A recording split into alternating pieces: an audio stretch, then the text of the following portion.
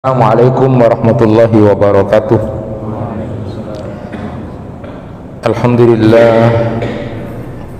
wassalatu wassalamu ala rasulillah wa ala alihi wa ashabihi wa mawala.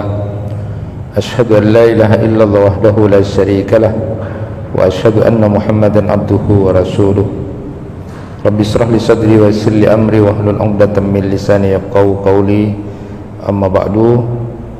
Jemaah kuliah subuh yang dirahmati Allah, kita akan melanjutkan masih tentang kenikmatan penghuni surga. Ciri dan sifat ahli surga itu, mereka masuk surga dalam keadaan rupa yang paling sempurna dan paling menawan. Dalam Musnad At-Tirmidzi itu Rasulullah sallallahu alaihi wasallam bersabda, yadkhulu ahlul jannah al-jannata jurdam murdam mukahhalin abna'u salasina aw salasu wa salasina sana. Ahli surga itu akan masuk surga dalam keadaan mulus tampan, bercelak, berusia sekitar 30 atau 33 tahun. Dalam riwayat Muslim itu, akhlaquhum ala khuluqin rajulin wahid ala surati abihim Adam sittuna zira'an fis sama. Akhlak mereka sama seperti akhlak satu orang dalam rupa bapak mereka Adam, tinggi mereka 60 hasta. Hadis riwayat Muslim. Jadi yang menjadi penghuni surga itu masuk surga itu dalam keadaan rupa wajah yang paling sempurna, paling menawan, dan rata-rata usianya seputar 30 atau 33 tahun. Inilah yang pernah dulu ketika Rasulullah sallallahu alaihi wasallam bercanda kepada seorang nenek yang kemudian minta didoakan masuk surga. Ketika ditanya apakah seorang nenek itu bisa masuk surga, maka lalu kemudian Rasulullah menyatakan bahwa di surga itu tidak ada yang nenek-nenek, tetapi di surga itu adalah orang yang sekitar berusia 30-33 tahun. Nah, kemudian yang penting untuk kita pahami bersama bahwa rupa yang paling sempurna dan paling menawan ini, kita bisa belajar dari itu. Kata para ulama itu, jika seorang muslim terbiasa menjaga perintah-perintah Allah saat masih muda, maka Allah akan menjaganya di saat tua. Jadi kalau Ibnu Rajab itu berkata, sebagaimana sabda Nabi sallallahu alaihi wasallam, ihfadillah yahfadka, itu hadis yang cukup luar biasa. Jagalah Allah maka Allah akan menjaga kamu itu ya. Yang kemudian beliau sampaikan ketika memberikan gambaran tentang hadis ini, Ibnu Rajab Al-Hambali itu, jagalah Allah niscaya Allah akan menjagamu, bahwa siapa yang pandai menjaga hak-hak Allah ketika muda, maka nanti Allah akan memeliharanya di saat tua. Dan mulai ketika melemahnya kekuatan pendengaran, penglihatan, akalnya, maka Allah akan menjaga itu walaupun sudah berkurang. Jadi hadis ini ketika diberikan contoh oleh beliau, ada seorang syekh namanya Syekh Abu Atib At-Tabari, itu umurnya sudah 100 tahun. Ketika suatu saat mengantar seseorang naik ke kapal, lalu kemudian ada orang yang jatuh. Nah, karena refleks dia, spontan dia lalu kemudian menolong orang itu, padahal usianya orang ini Syekh Abu Atib At-Tabari ini sudah 100 tahun. Jadi dia langsung melompat untuk membantu seseorang yang tenggelam itu. Dia melompat seperti masih anak muda untuk menolong itu. Setelah selesai ditolong, lalu kemudian selamat, ada orang yang bertanya, kok bisa Tuhan ini kok seperti anak muda masih gitu kekuatannya, padahal sudah tua gini. Lalu kemudian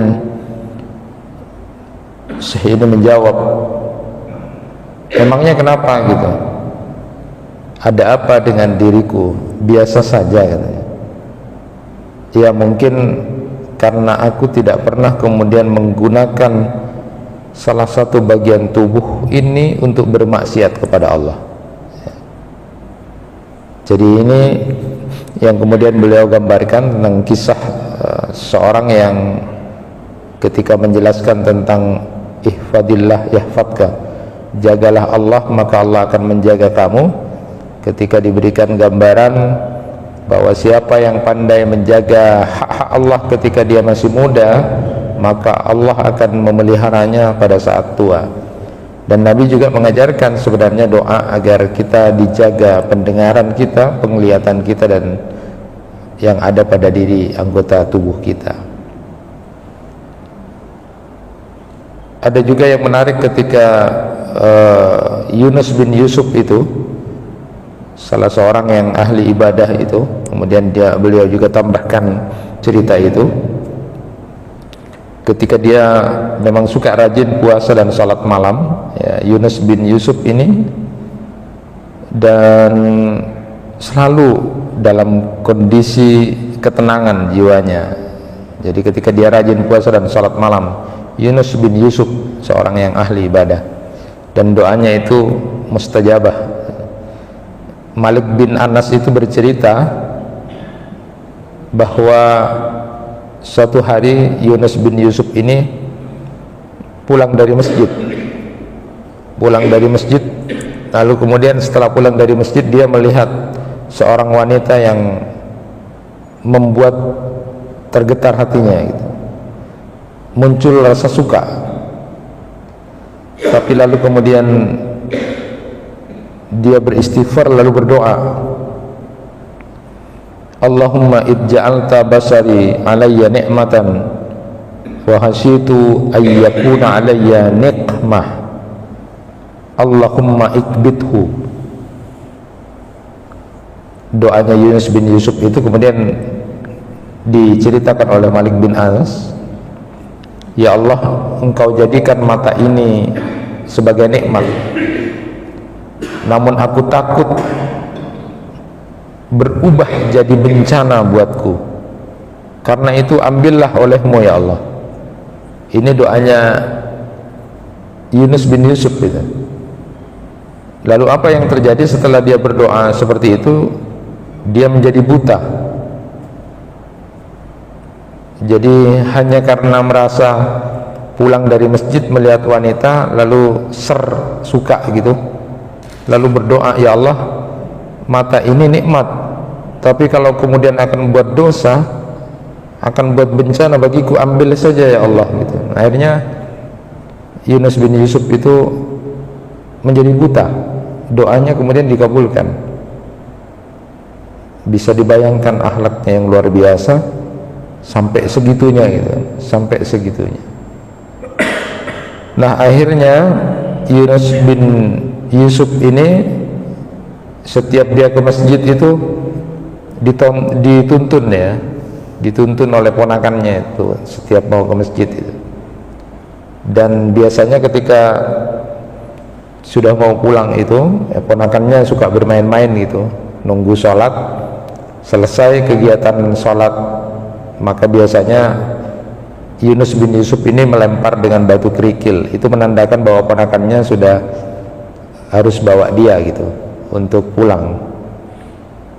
Nah suatu saat ketika sudah kebiasaan itu berjalan, dia dituntun itu terus menendai dengan kerikil, tiba-tiba Yunus bin Yusuf ini agak sakit perut gitu.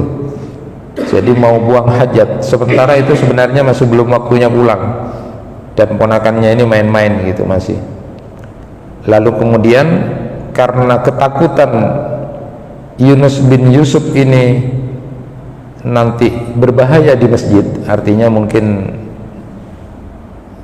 tidak sempat buang hajat atau kemudian keburu-buru mau buang hajat, tidak sempat kemudian ngasih tahu sama ponakannya karena takut BAB keburu gitu. Maka lalu kemudian dia berdoa, ya Allah, kembalikan penglihatanku karena aku takut nanti membuat sesuatu yang tidak baik di masjid, takut BAB gitu. Lalu kemudian doanya dikabulkan oleh Allah. Malik bin Anas ini bercerita sampai menyatakan, fara'aituhu a'ma wa ra'aituhu sahihan. Dulu aku melihat matanya buta, tapi sekarang dia sudah lihat. Nah ini kisah-kisah seperti ini mungkin buat kita hiperbol luar biasa memang. Jadi cerita seorang tua yang sudah berumur tapi mempunyai kekuatan seperti anak muda tadi, dan mengatakan karena aku tidak menggunakan anggota tubuhku dalam bermaksiat pada Allah. Kalau yang kedua ini, betapa kemudian memperhatikan apa yang kemudian dilarang oleh Allah, sehati-hati itu kemudian sampai kalau mata itu nikmat ya Allah ambil saja itu, dan ternyata dikabulkan oleh Allah. Dan ketika kemudian berdoa minta dikembalikan penglihatannya karena takut membuat sesuatu yang tidak baik saja, maka dikembalikan oleh Allah. Sampai kemudian Malik bin Anas itu berkata seperti tadi, fara'aituhu a'ma wa ra'aituhu sahihan. Dulu aku lihat dia buta, sekarang dia sehat. Nah, salah satu kebiasaan orang-orang soleh ini juga ya, biasanya kalau melewati sekumpulan anak-anak, mereka tidak lupa juga menyapa mereka, lalu minta anak-anak itu mendoakannya, doakan agar dimohonkan ampunan untuk dirinya. Jadi ini juga merupakan sebuah kebiasaan baik ya. Walaupun mereka sendiri adalah orang-orang hebat dalam ibadah, namun tetap juga meminta anak-anak kecil itu memohonkan ampunan untuk mereka. Khalifah Umar bin Khattab radhiyallahu anhu itu pernah juga meminta anak-anak kecil mendoakan dia untuk memohonkan ampun kepada Allah.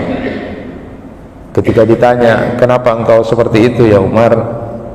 Lalu kemudian Umar menjawab, karena anak-anak itu masih belum berdosa. Jadi sebegitu sangat luar biasanya kemudian apa yang menjadi sebuah kebiasaan orang-orang saleh ini dalam kehidupan kesehariannya. Nah, belajar kita tentang itu, bahwa orang yang nanti akan masuk surga itu dalam keadaan rupa yang paling sempurna dan paling menawan, dan rata-rata mereka kemudian berada di usia sekitar 30 atau 33 tahun. Jemaah yang dirahmati Allah, kemudian bagaimana makan dan minuman ahli surga itu? Nah, di surga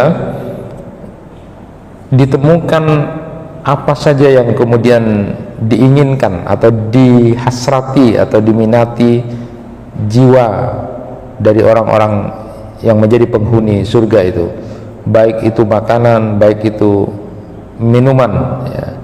Semuanya ditemukan di sana. Di dalam Quran surat Al-Waqi'ah disebutkan, wa faqihatim mimma yatakhayyarun wa lahmi tairin mimma yashtahun ya. Dan buah-buahan apa saja yang mereka pilih, serta daging burung apa saja yang mereka inginkan. Jadi tersedia apapun yang menjadi hasrat dan keinginan dari penghuni surga itu. Luar biasanya nikmat itu, makanan minuman apapun yang diinginkan akan diberikan oleh Allah Subhanahu wa taala. Allah Subhanahu wa taala juga berfirman di dalam Quran surat Al-Haqqah ayat 24, kulu washrabu hani'an bima aslaftum fil ayyamil khaliyah. Dikatakan kepada mereka, makanlah kamu, minumlah kamu dengan nikmat pako besar gitu, sebab apa yang telah kalian kerjakan pada hari-hari yang telah lalu. Ada ulama tafsir yang menyebutkan ayat ini memberikan gambaran orang yang suka puasa waktu di dunia, maka lalu kemudian ketika di surga itu disuruh makan minum sak nyaman-nyamannya, sak kubesa-kubesanya, sebab apa yang telah mereka kerjakan waktu di dunia. Artinya karena mereka rajin puasa, lalu kemudian diberikan oleh Allah Subhanahu wa taala untuk menikmati seluruh makanan dan minuman itu. Juga di sana kemudian disebutkan di samping makanan minuman itu sesuai dengan apa yang diinginkan, lalu kemudian menikmati makanan dan minuman itu sak nyaman-nyamannya, sak kubesa-kubesanya itu. Di sana juga kemudian disebutkan di dalam Quran surat Al-Waqiah ayat 17 sampai 18 itu dikelilingi pembantu-pembantu yang masih muda. Yatufu alaihim wildanun mukhalladun biaqwabi wa abarika wa ka'sim min ma'in. Jadi ada yang sudah melayani gitu. Jadi memang nikmat sekali. Jadi ahli surga itu tidak perlu memenatkan dirinya atau mencapekkan dirinya untuk mendatangi, untuk memetik, mengambil sesuatu, tetapi ya cukup memintanya saja, dan para pelayannya yang akan mendatangi kan apa yang dia mintakan. Subhanallah, ini nikmat yang luar biasa. Begitupun dengan minuman-minuman dari surga yang ada di surga, madu, susu, dan air yang begitu sangat nikmat dan enak sekali ya. Ada juga dengan istilah zanjabila, ada kafuro di Quran surat Al-Insan ayat 5 sampai 6 itu, innal abrara yasrabuna min ka'sin kana mizajuha kafura ana yasrabu biha ibadun la yufajjirnaha tafjira. Sesungguhnya orang-orang yang berbuat baik, mereka minum dari gelas berisi minuman yang campurannya adalah air kafur, yaitu air mata air dalam surga yang darinya hamba-hamba Allah minum, yang mereka dapat mengalirkannya dengan sebaik-baiknya. Jadi disebut siapa yang kemudian akan merasakan nikmat seperti itu adalah al-abrar, innal abrar. Jadi orang-orang yang suka berbuat baik. Jadi di sini ada penekangan bukan hanya sekedar dia baik, tapi orang ini suka sekali berbuat baik, suka sekali berbuat baik. Al-abrar. Di dalam Quran surat Al-Insan ayat 17 sampai 18 tadi sudah disebutkan, wa yusqawna fiha ka'san kana mizajuha zanjabila ainan fiha tusamma salsabila. Jadi di dalam surga mereka diberi minum segelas minuman yang campurannya adalah jahe yang didatangkan dari sebuah mata air surga yang dinamakan salsabil. Allah Subhanahu wa taala mengabarkan tentang campuran minuman mereka dengan dua campuran, kafur di awal surat tadi dan zanjabil di akhir surat. Jadi indah sekali dan nikmat sekali. Ada yang menyebutkan bahwa kafur itu berisi kesejukan dan aroma yang harum sekali, sedangkan zanjabila itu berisi kehangatan dan keharuman, sehingga terhimpun minuman yang sangat nikmat sekali. Jadi itu kafurnya. Kalau kafur itu airnya sejuk, aromanya harum, sedangkan zanjabila itu adalah hangat dan harum, sehingga ketika digabung itu menjadi sesuatu yang sangat luar biasa. Nah, jamaah yang dirahmati Allah, mungkin gambaran-gambaran seperti itu betapa nikmatnya kemudian menjadi penghuni surga. Ada riwayat dari Jabir bin Abdullah radhiyallahu an, dia berkata Rasulullah sallallahu alaihi wasallam bersabda, ya'kulu ahlul jannah wa yasrabuna wa la yantakhituna wa la yatagawwatuna wa la yabuluna walakin ta'amuhum daka juza'un karihil mis yulhamuna at-tasbih kama yalhamuna an-nafas. Rawahu Muslim. Penghuni surga itu makannya, minumnya,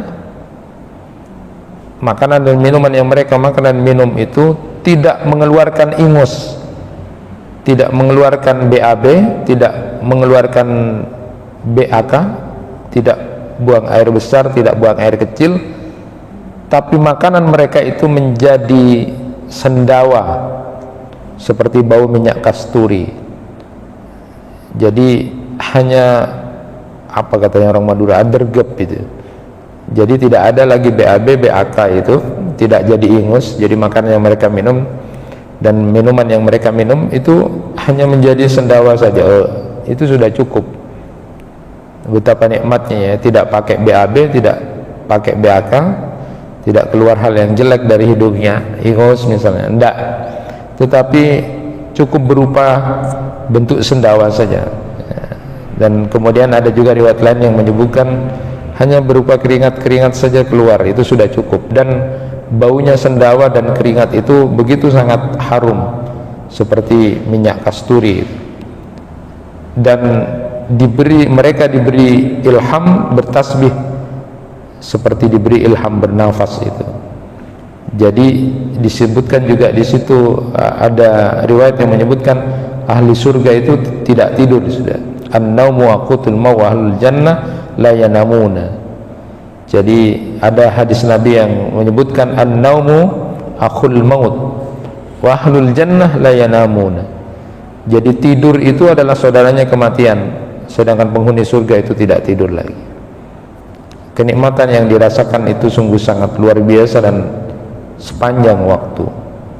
Riwayat dari Abu Hurairah radhiyallahu an dari Nabi sallallahu alaihi wasallam, beliau bersabda, yunadi munadin innalakum antasihhu fala tasqamu abadan wa innalakum antahyaw fala tamutu abada wa innalakum antashibbu fala tahrumu abada wa innalakum ayyamna'u fala tab'asu abada.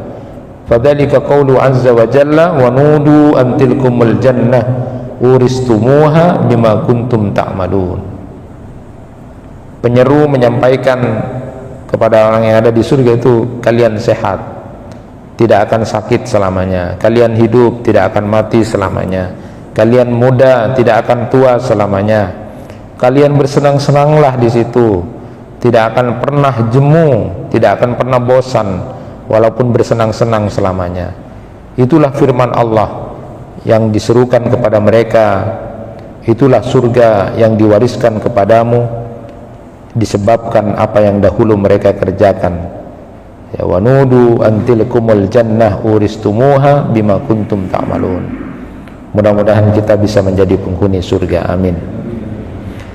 Jadi intinya penghuni surga itu merasakan kenikmatan yang tiada ada taranya. Banyak waktu itu muka-muka mereka itu berseri-seri ya. Wajahnya sangat menyenangkan. Profesor Dr. Ali Abu Kam Al-Jawari itu seorang dosen di Universitas Diyala, Irak itu, ketika beliau menulis tentang membahas tentang wajah-wajah bahagia di akhirat itu, beliau menulis kitab Lughah Al-Jawari wa Dilalatuha fil Qur'anil Karim. Jadi membahas tentang anggota tubuh, seluruh tubuh manusia itu yang ada dalam Al-Quran. Jadi beliau menulis kitab itu ya, bahasa tubuh. Jadi mulai dari apapun tubuh kita itu beliau tulis, termasuk diantaranya ketika membahas tentang anggota tubuh yang berupa wajah itu, potret wajah-wajah kebahagiaan di akhirat yang diambil di dalam Al-Quran. Itu beliau sebutkan yang pertama adalah wajah yang berseri-seri gembira. Jadi ada wajah yang berseri-seri gembira itu di dalam Quran surat Abasa ayat 38 sampai 39. Wujuhu yawma idzim musfirah dahikatum mustabsirah.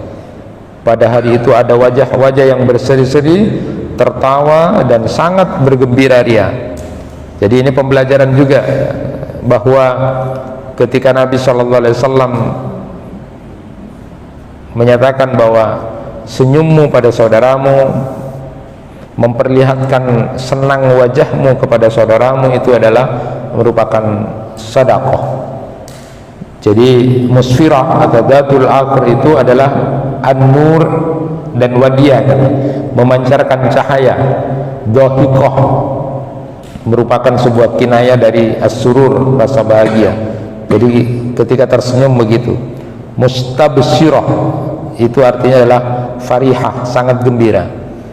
Jadi penisbatan ad-dhahak, tertawa, dan istibsyar itu sangat gembira itu kepada wajah itu, kata beliau, itu merupakan bentuk majas akli, karena wajah itu merupakan tempat untuk mengekspresikan senang dan gembiranya kita.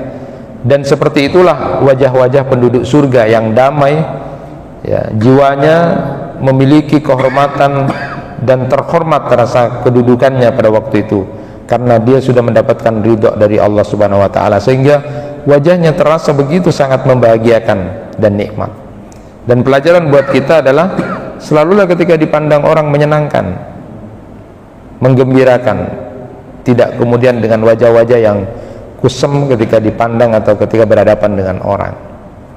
Saya ingat waktu ke Solo, foto di masjid itu, di Masjid Syekh Zaid itu, lalu kemudian minta tolong untuk difotokan pada seseorang. Rupanya yang disuruh untuk kita mintai tolong itu adalah seorang psikolog, tidak sengaja, karena kita tidak tahu bahwa dia adalah seorang psikolog.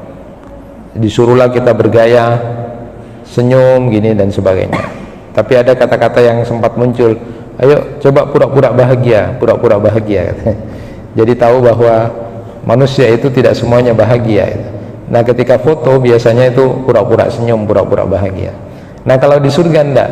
Kalau di surga itu murni memang karena memang rasa gembira dan kegembiraan yang luar biasa itu kemudian sudah tampak. Jadi kata beliau, kegembiraan ketika kemudian digandengkan dengan wajah itu, wajah orang yang menjadi penghuni surga itu yang pertama adalah wajahnya berseri-seri dan melihatkan tampak gembira. Kemudian kata beliau, yang kedua adalah wajah putih berseri. Di dalam Quran surat Ali Imran ayat 106 sampai 107. Yauma tabyaddu wujuh wa taswaddu wujuh. Fa ammal ladzina aswaddat wujuhum akafartum ba'da imanikum fadhuqul adzaba bima kuntum takfurun. Wa ammal ladzina biyaddat wujuhum fa fi rahmatillah hum fiha khalidun. Jadi ayat ini memberitahu kita bahwa kiamat itu merupakan hari yang menakutkan, karena hari itu akan terlihat jelas rahmat dan keadilan Allah. Adapun rahmat Allah hanya akan diperuntukkan bagi orang-orang yang masuk surga, sehingga wajah mereka menjadi wajah yang putih berseri. Sedangkan keadilan Allah akan diperuntukkan bagi orang-orang yang masuk neraka, sehingga balasan atas apa yang mereka lakukan di dunia, maka wajah mereka menjadi muram, menghitam. Jadi ini perbedaannya. Jadi orang yang ada di surga itu wajahnya itu adalah wajah yang berseri-seri gembira, itu yang pertama. Dan yang kedua adalah wajahnya putih bersih, kebalikan dari orang-orang yang kemudian menjadi penghuni neraka. Mereka wajahnya begitu sangat muram dan menghitam. Jadi sedekah memberikan wajah yang senang dan senyum kepada orang yang sedang melihat kita, itu merupakan bentuk bahasa kita itu adalah belajar untuk menjadi orang-orang yang baik, menjadi orang-orang yang kemudian berusaha untuk dekat dengan surga, tidak dengan wajah yang muram dan masam. Kemudian yang ketiga kata beliau, wajah penghuni surga itu adalah wajah yang penuh dengan keriangan, penuh nikmat, penuh riang dan nikmat. Di dalam Quran surat Al-Mutaffifin ayat 24, ta'arifu fi wujuhihim nadratan na'im. Kamu dapat tahu dari wajah mereka kesenangan hidup yang penuh dengan kenikmatan. Jadi an-nadrah itu adalah keceriaan yang memancarkan keelokan pada paras wajahnya. Lalu kalau disandarkan pada an-na'im itu karena kemudian dia ada kenikmatan dari setiap sisi yang dia tampakkan dari wajahnya. Jadi kalau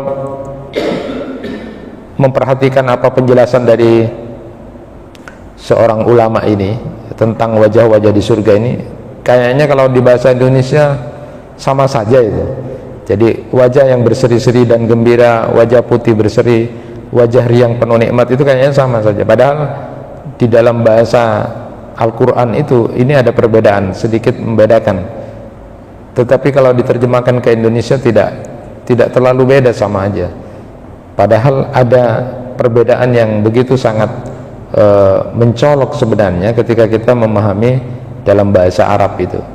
Jadi beliau sebutkan bahwa wajah-wajah itu lahir dari mereka yang selama hidup di dunia merasa takut akan hari pembalasan, sehingga melakukan banyak persiapan untuk menghadapinya, sehingga Allah Subhanahu wa ta'ala pun melindungi mereka dari keburukan hari-hari akhirat ini, sehingga jiwa dan batinnya merasa sangat senang dan bahagia, dan itu kemudian berhasil ditampakkan pada saat nanti sudah di surga.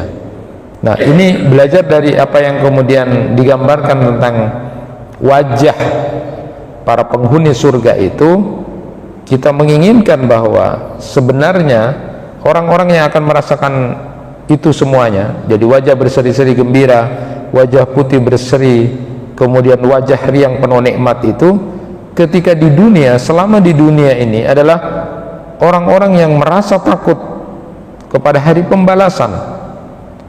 Dan bukti bahwa dia takut kepada hari pembalasan itu adalah melakukan banyak persiapan untuk menghadapinya, sehingga Allah pun kemudian membantu keinginannya itu dan melindungi. Ini yang perlu kita pahami, karena makanya dalam hadis itu disebutkan siapa orang yang paling cerdas itu adalah orang yang banyak mengingat kematian lalu mempersiapkan dirinya untuk menghadapi itu. Jadi itulah orang-orang yang cerdas. Jadi orang yang takut kepada Allah itu bukan hanya kemudian ditandai dengan menangis-nangis pada acara-acara tertentu saja, tidak.